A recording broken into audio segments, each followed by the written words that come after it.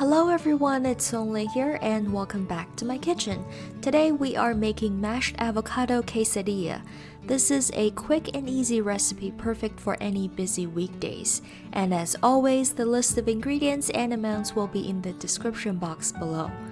We'll start by cutting the jalapeno in half. Remove the stem, seeds, and the white pith, and then dice it into small cubes. It's always a good idea to wear gloves or wash your hands immediately after handling spicy peppers. Otherwise, you've been warned. Set the diced jalapeno aside, and next the avocado. If you've never cut an avocado before, here's how to do it.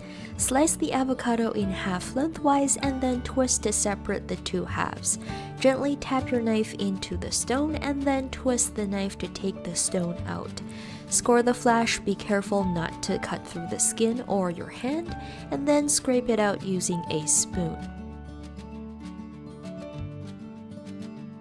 Mash the avocado with a fork. How chunky or smooth is completely up to you.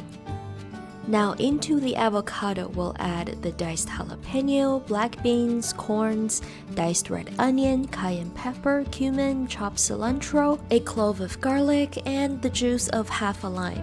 Stir all the ingredients together, taste to see if the level of acidity is right for you, and season with salt and freshly ground black pepper.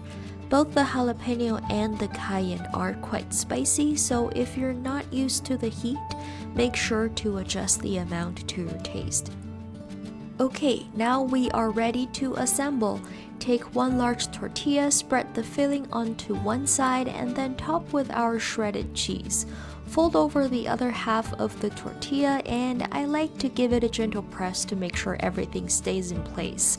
Set it aside and repeat the same steps for the rest of the ingredients. This recipe makes 3 quesadillas in total. Heat 1 tablespoon of olive oil in a large skillet and pan fry the quesadilla on medium heat for a couple minutes on each side or until the tortilla turns beautifully golden brown.